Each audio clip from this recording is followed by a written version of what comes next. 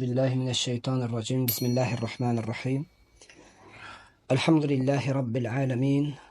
Ve sallallahu ve sellem ve baraka ala seyyidina Muhammed ve ala alihi ve sahbihi ecma'in. Rabbi şrah li sadri ve yessir li emri ve ahlul uqdeten min lisani yefkahu kavli, emma ba'd. Esselamu aleyküm ve rahmetullah.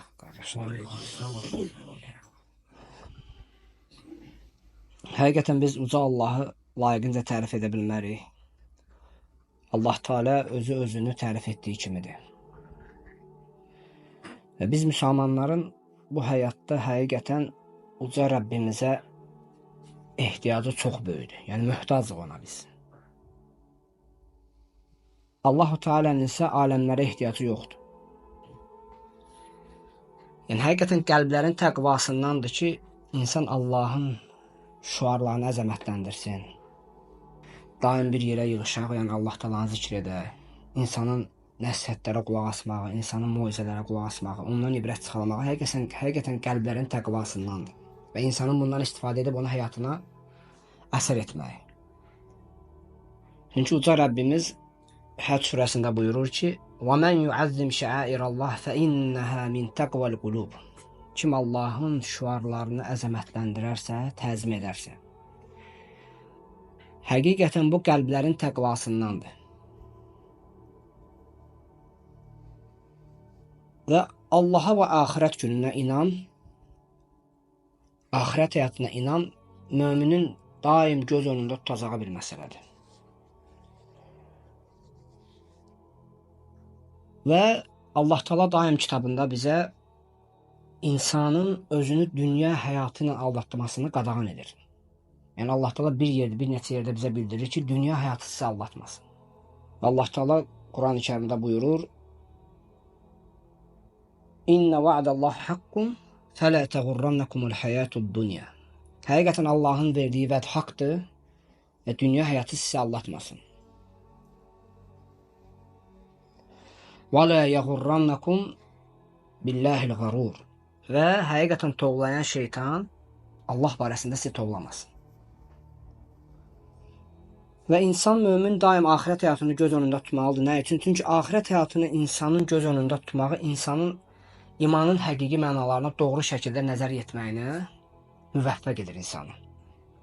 İnsan daim axirət həyatını göz önündə tutduqda insan imanın həqiqətlərinə daha doğru nəzər yetirə bilir. Ancaq məsələn biz bugün özümüz, hər birimiz öz həyatımıza baxsaq, axirət inancı bizdən artıq uzaqlaşır. Düzdür, biz dildə, yəni söhbətlərimizdə deyirik biz axirətə inanırıq. Ancaq sanki dediyimiz sözlərlə, dediyimiz etiqadla, dilə gətirdiyimiz etiqadla, getdiyimiz və etdiyimiz əməllər arasında bir boşluq var. Bu da axirət həyatını göz önündə tutmamaqdır. Və bunun da səbəbi nədir, qardaşlar? Bunun səbəbi danışacağımız bugünkü mövzu qəflətdir. İnsanın qəflətdə olmağı. Və insanın qəflətdə olmağının nümunələrini verə bilərik. Və ilk öncə biz baxmalıyıq qəflətin səbəblərinə. Qəflətin səbəblərindən, yəni ilk səbəblərindən qəlbin Allahla deyil, başqa bir şeylərlə, yəni insanlarla mı və ya dünya həyatında olan digər vasitələrlə rahatlıq tapmağıdır. İnsan qəflətə nə üçün düşür? İnsan qəlbini Allaha deyil, yəni xoş və çətin anlarda Allahla rahatlıq tapmır, qəlbini daim heç nəyə qadir olmayan şeylərə bağlayır. Məsələn, insan bir sıxıntıya düşür, dərhal kimsə düşünür ki, mən bu sıxıntıdan necə çıxa bilərəm? Mütləq ona yığmalıyam. Düzdür, səbəblərdən istifadə etməyi normaldır insanın, zahirən. Amma daxilən insanın qəlbi Allaha bağlı olmalıdır. Yəni ondan uzaq olmalı deyil. Biz əvvəlki dərslərimizdə qeyd etmişdik ki, insanın qəlbinin Allaha bağlı olmağı ilə səbəblərdən istifadə etmək arasında heç bir ziddiyyət yoxdur. Əksinə, bu tələb olunan bir şeydir, səbəblərdən istifadə etmək. Ancaq insan istər xoş anda olsun, istər sıxıntı anında olsun, Allahla deyil, başqa şeylərlə rahatlıq tapırsa, bu insanın qəflətdə olmağıdır. Bunun səbəbi budur, ilk səbəbi. İkinci səbəbi odur ki,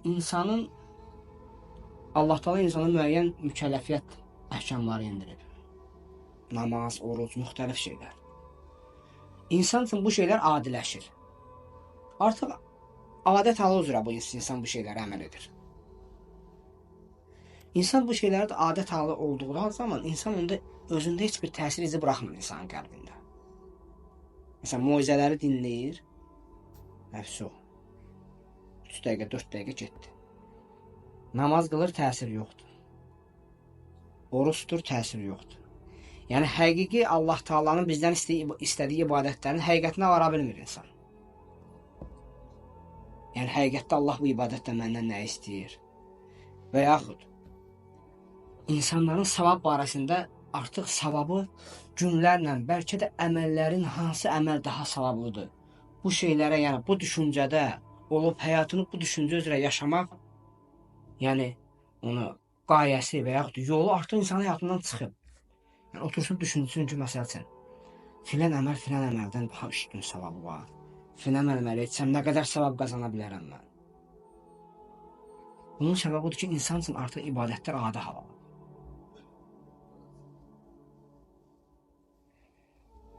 Səbəblərdən növbətisi odur ki, insanın şər insanlarla,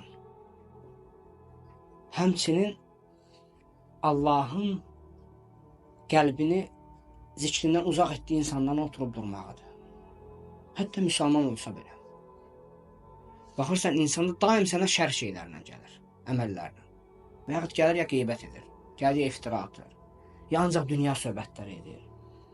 Və yaxud baxırsan ki, illər öncə Allahın dininin dərdi var idi, indi ancaq insanda dünyanın dərdidir. Əvvəllər sələf imamlarımıza bağlamaqdan danışırdı insan. Məsələn, artıq illər keçir, insan tamamilə unudur. Yeni yollar axtarır Allahın dilində. Bu da qəflətin başqa bir formasıdır insanda. Yəni, insan özündən əvvəlki xeyirli insanların həyatına baxmır. Belə bir insanların, məsələn, şər insanların, insanlara daim günahlarla gələn insanların, yəni, səbəbdir ki, həmin insanların oturub durmaq, sənin də qəlbin qəflətə düşsün. Çünki o hər dəfə gəldikdə, sənin qəlbinə o günahlarla sanki qara nöqtələr çilir də sənin qəlbinə. Bir dəfə birini qoyur, ikinci dəfə ikisinin, üçün və sənin qəlbin başlayır qaralmağa.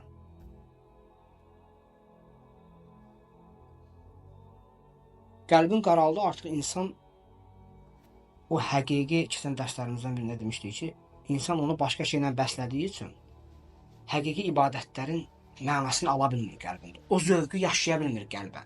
Əslində, həqiqi iman ibadətlər yaşanmır. İnsan onu qəlb təskini ilə, rahatlığı ilə yaşasa, o nədir? Qəlbin qidasıdır. Necə insan bir dadlı bir yemək yeyir, insan ondan zövq alırmı? Alır. İnsanın ruhunun da qidası məhz Allahın bizə əmr etdiyi şeylərin həqiqətini başa düşməkdir. Onlardan zövq almaqdır qəlbə. O şirinliyi dadmaqdır, ondan ayrılmaq istəməməkdir.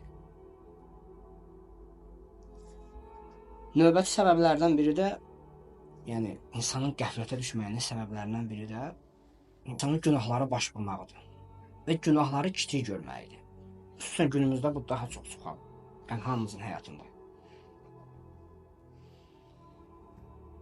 Məsəl üçün, Adil, əvvəllər biz belə şeyləri düşünürdük ki, küfrə düşmüşük. Əslində bu şeylər təhlükəli şeylərdir. Sadəcə artıq həyatımızdan o şeylər qalxır.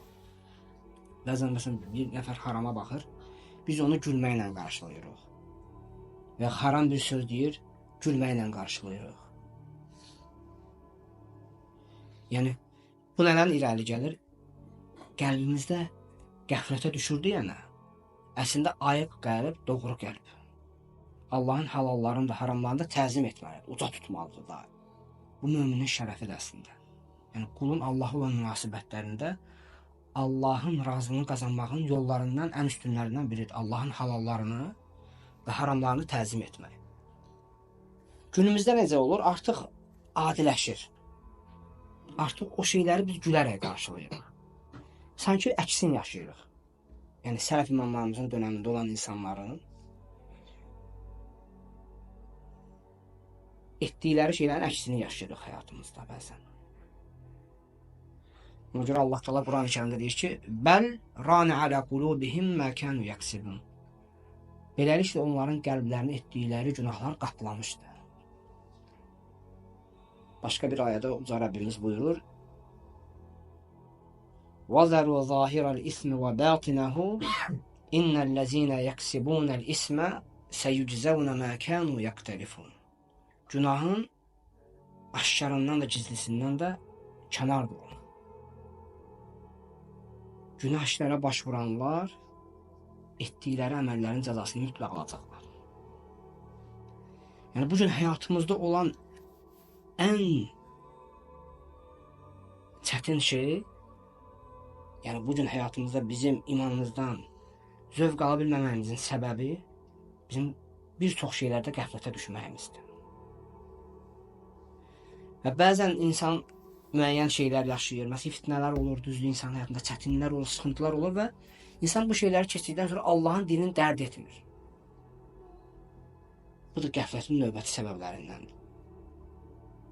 Mütləqdir ki, insan Allahın dinini dərd etməlidir. Bacardığı qədər Allahın dininə kömək olmağa çalışmalıdır. Mücməl səviyyədə də olsa çalışmalıdır. Əxlaq səviyyəsində, əxlaq çərçivəsində insanları Allahın dininə çağırsın.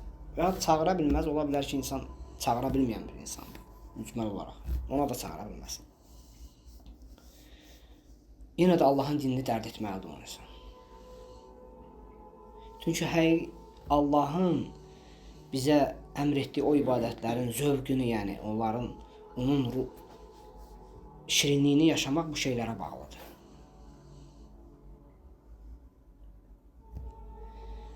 Və bu zaman biz özümüzə sual verməliyik. Biz bu şeyləri necə düzəldə bilərik? Yəni mömin əgər onun qəlbi qatılaşıbsa, mütləqdir ki, o gecələr oturub düşünməlidir. İnsan, qardaşlar, yəni keçən dərsimizdə dedik, heç nə boşuna deyil. Biz bir şeyi əmin olmalıyıq və daim bu nəfsimizə xatırlatmalıyıq hər gün. Heç nə boşuna getmir. Hər şey yazılır.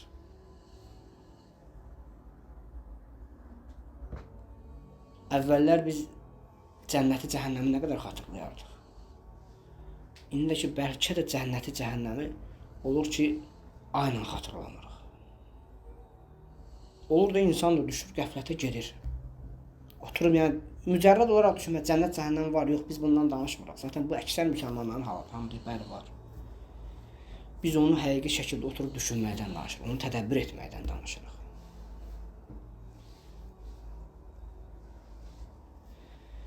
Və bunun düzəltmənin, yəni bunu qaydasına salmağın yollarından biri nədir? İnsan ilk növbədə Allaha daim dua etməlidir. İnsan Allah Taala'ya olan əməllərində duasını çoxaltmalıdır.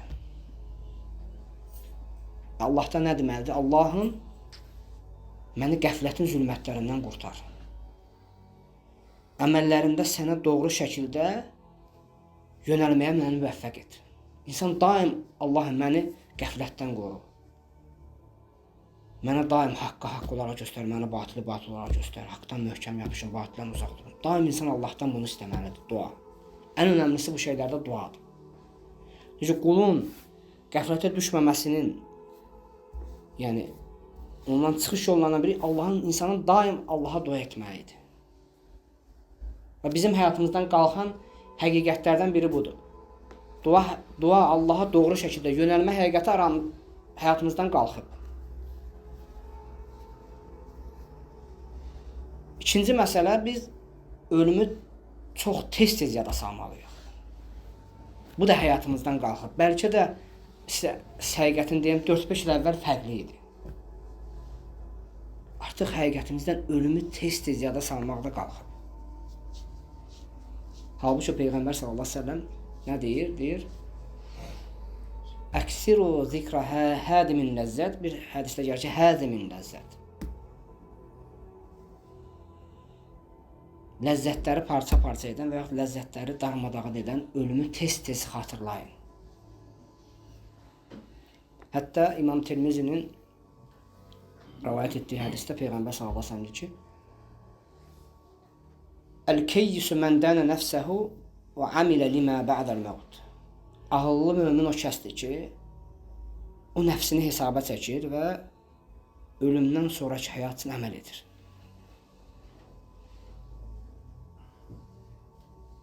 Əl-acizu, aciz o kəsdir ki, mən ətbəə nəfsəhu həvəhə və təmənnə aləllah. Aciz kəsdir o kəsdir ki, bəzi yerlərdə gəlir ki, axmaq o kəsdir ki, o öz nəfsini həvasına tabi edir. Ancaq Allaha təmənni edir. Bununla bərabər Allahdan umur müəyyən şeyləri. Xəyallar içərisində yaşayır. İkinci səbəb budur ki, dediyimiz ki, insan ölümü çox xatırlamalıdır, qəflətdən qurtulmaq üçün. Cənnəti, cəhənnəmi. Yəni biz hətta zikr məclisləri qururuq. Və bir neçə saat əvvəl bir qardaş xatırladı. Yəni qardaşlar, cənnət asan bir yer deyil, cənnət çətinliklərlə əhatə olunub. Cənnət ucuz bir şey deyil ki, biz onu rahatlıqla da qazanaq. Bəli, həyatımızda rahatlıq da olacaq, çətinlik də olacaq. Və biz bu şeyləri düşünməliyik həqiqətən. Çətin də olsa bəzi şeylərə səbr etməliyik.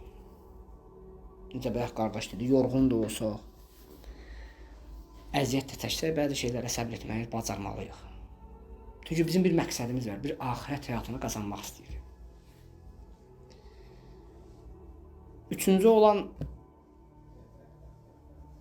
yəni ondan qurtulmağın yollarından biri, bayaq dediyimiz kimi, qəflətdə olan insandan oturmamaqdır. Yəni, günah sahibləri, daim səni Allahdan uzaqlaşdıran, daim lağlağı içində olan insanlarla salam aleykum, aleykumussalam. Müsəlman olsa belə.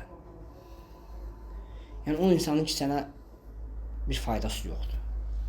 Peyğəmbər sallallahu əleyhi və səlləm buyurur ki, "Əl-mər'u alə din xalilih."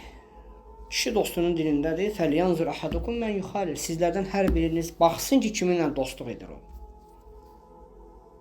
İnsan mütləq onu Allah'a xatırladan insanları özlərinə dost tutmalıdır. Onlarla, hətta ildə bir dəfə də olsa, çətin də olsa, çalışmalıdır elə insanlarla otursun. Yəni, mən onu məcazi yöndən deyirəm, ildə bir dəfə də olsa. Hətta Allah Teala Quran-ı Kərimdə bizə nə əmr edir Peyğəmbər sallallahu əleyhi və səlləmə? "Vasbir nefseke ma'allezine yed'un rabbahum bil-ghadati vel-ashiyyi yuridun vejhe ve la ta'du aynaka anhum turidu zinatal hayatid-dunya. Fela tuti' men aghfalna qalbahu an zikrina vettaba'a hawahu ve kana amruhu furta." Sən gecə gündüz Rəbbinə yalvararaq onun üzünü diləyən insanlarla bir yerdə səbr et. Onlardan nəzərini çevirmə, dünya həyatının zinətini diləyərək onlardan nəzərini çevirmə. Və qəlbini zikrimizdən qafil etdiyimiz işləri də darmadağın olan bir kəsə itaət etmə, Allah Teala deyir. Bəli, Quran-ı Kərimin ayələri, bu ayələrdə qəsd olunanlar iman sahibləri deyirlər, amma ayələrdə ibrətə alınan üsulda qayda var. Xüsusi səbəb deyil. Yəni, oradan çıxan ümumi mənadır. Və həmçinin insanı qəflətdən qurtaracaq şeylərdən ən başlıcası günahlardan uzaq durmaqdır.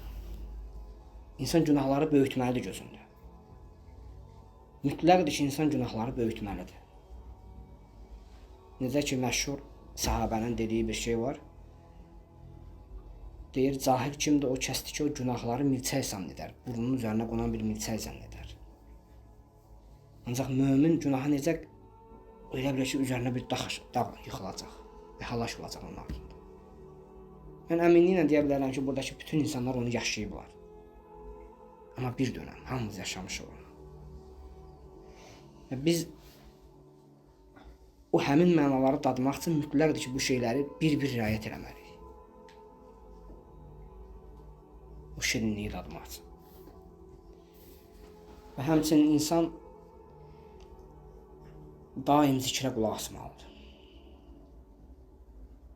Allahın kitabına, zikir məclislərinə mütləqdir ki, bu şeylərdə iştirak etməyə can atmalıdır. Nə üçün bu şeylərə can atmalıdır insan? Savablarını umaraq. Bizim həyatımızda qaytaracağımız ən böyük dəyərlərdən biri əməllərin savabını düşünmək. Misal olaraq, biz artıq içimizdə nə qədər insanlar var ki, Quranı götürsəm yaxşı, mən bir surəni oxusam, o bir hərfdə nə qədər savab var? Allah ona mən neçə mislin verə bilər? Mən bununla nələr əldə edə bilərəm? Tərəzim ağırlaşacaq. Qardaş, bu şeyləri düşünmək, həqiqi tədəbbür bizi o həqiqi hədəfə çatdıracaq. Bu şeylər bizə baxır, belə şeyləri düşünmək yox. Bu şeylər çox qəlbi, həqiqi mənaları açan şeylərdir əslində. İnsanın o savabları düşünüb, Allah Teala'dan o savabları ummağı.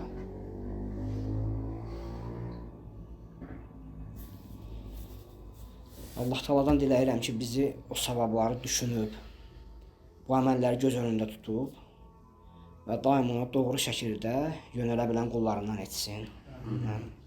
Bizi ona müvəffəq eləsin və bizi bağışlasın.